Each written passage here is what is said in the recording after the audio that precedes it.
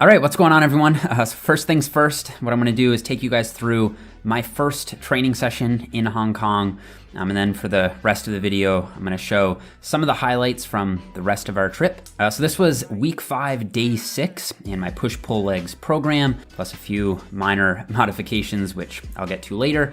It was a pull day, so we're gonna be focusing on the lats, traps, rear delts, and biceps. And up first was 4 sets of 10 to 12 reps on the close grip lat pull down. And because this gym had these mag grip attachments, which I'm a fan of, I decided to use them instead of the normal V-grip, neutral grip handle. And I do find these mag attachments are pretty great for keeping the wrist neutral and really transferring force away from the forearms and the biceps and onto the back pretty well. And I like to think of this movement as primarily a lat activator.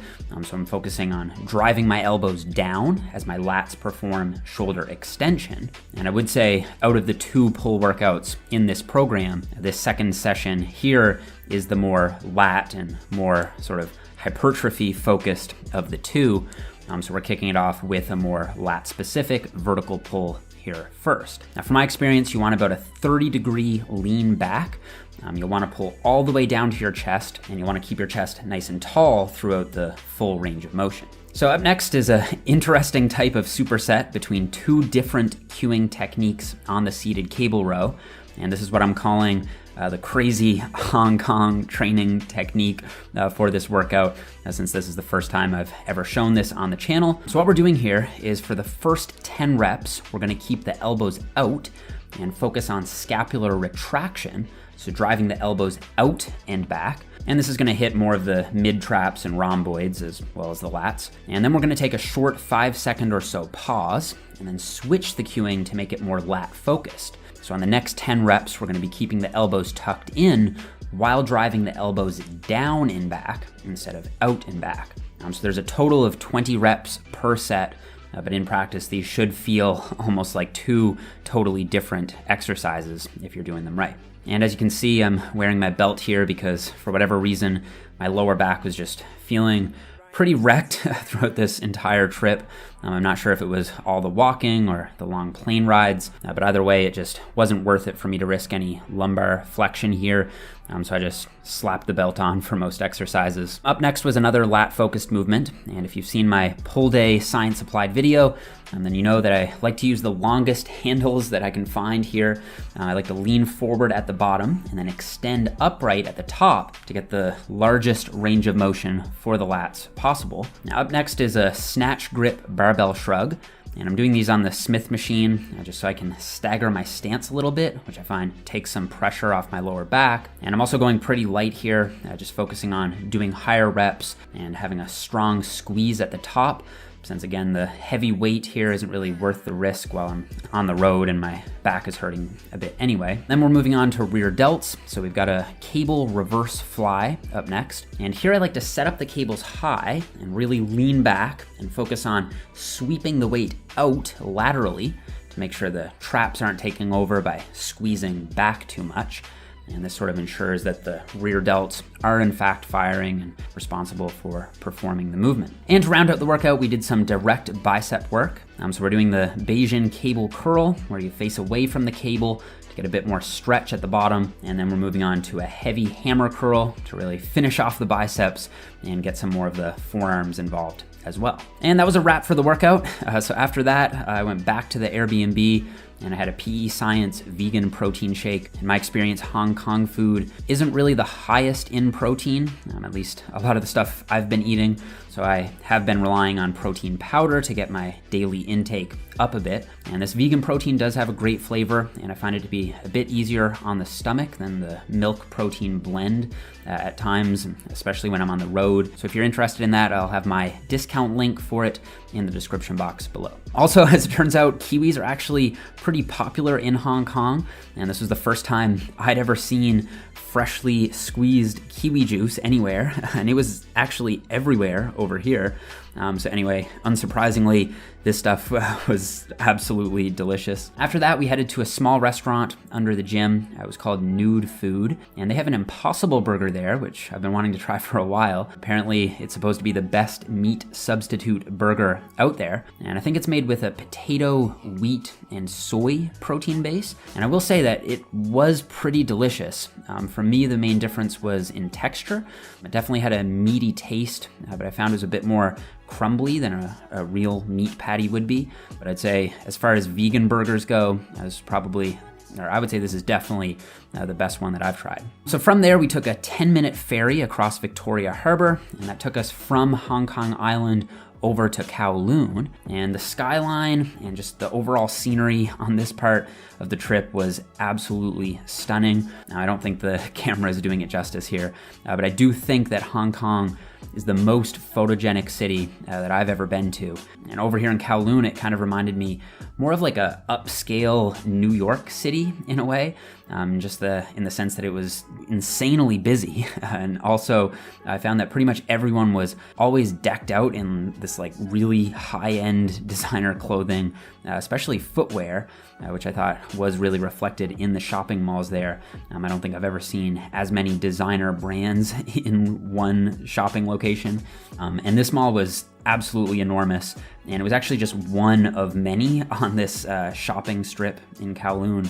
There was just so much shopping here, it was actually pretty overwhelming. But I ended up getting 4 new pairs of kicks. So I got a new pair of EQTs, these camo Ultra Boosts. I also splurged on a pair of Giuseppe's, and then these Reeboks were actually a gift from a friend over here. So anyway, after a pretty long day on our feet, we did a ton of walking. We went for a Hong Kong massage, and honestly, the massages in Hong Kong are incredible. I ended up going for a few of them, and I think that they were the best massages I've ever had, and it actually really helped fix up my lower back.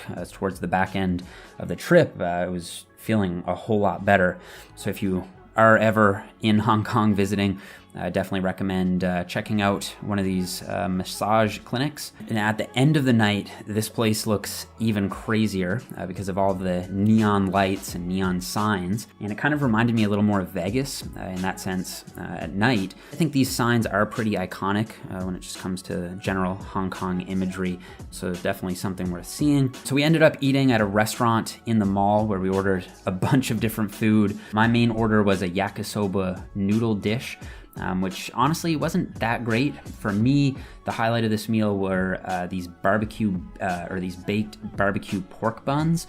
They're a classic in Hong Kong, and I almost never eat pork, but I did make an exception a couple times on this trip since they're apparently a food essential over here, and I will say they were absolutely delicious. I also had a Tsingtao beer, and I enjoyed that a few times on the trip. And then of course we had a variety of different dim sum, which were for me kind of hit or miss, depending on what was in them.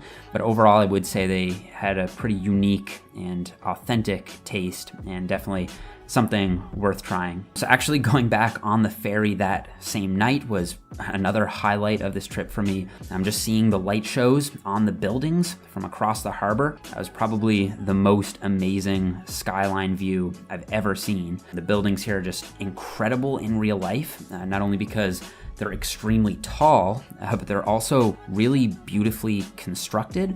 The geometry of everything on the skyline is incredible. So definitely something that I think you can really only appreciate if you see it in real life. So for the rest of the trip, I mostly had the camera put away. I shared a lot of my experiences on Instagram story, and I've actually got a highlight on my profile over there showing a lot more of the detail and some of the more local areas that we visited, including Choi Hung, which was so colorful and so vibrant, including that iconic basketball court over there where everyone takes Instagram photos, including me. And I would say that was probably my favorite area that we visited. It just had such a authentic Hong Kong feel to it. It was really awesome.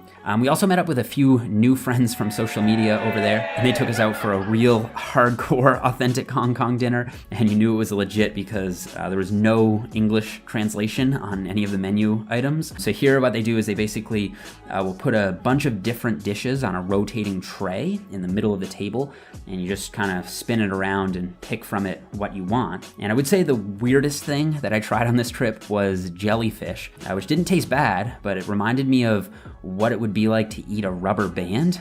It definitely had a really strange texture, but it wasn't horrible. It was definitely worth trying. Probably high in protein. I actually haven't looked up the macros on it, but be interesting to know.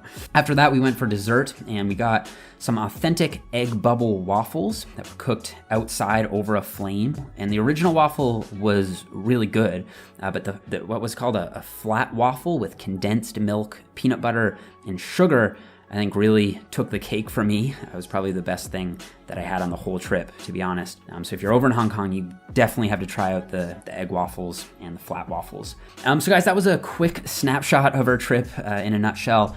Like I said, check out that story highlight on my Instagram page for more of the details, some of the behind the scenes, and stay tuned to Steph's channel. She's gonna have a video covering a lot more of the food that we ate on the trip if you're interested in that, so I'll link her channel below. Also, thank you to everyone who gave Steph and myself food or sightseeing recommendations. It really made our trip so much better, and I found so many of you guys really helpful, actually, especially on Instagram. We had an amazing trip. Hong Kong definitely comes highly recommended. If you do have the opportunity to travel there, I definitely think you should. So that's it for this one, guys. If you enjoyed the video, don't forget to leave me a like if you enjoyed it. Please subscribe if you happen to be new, and I'll see you guys all here in the next video.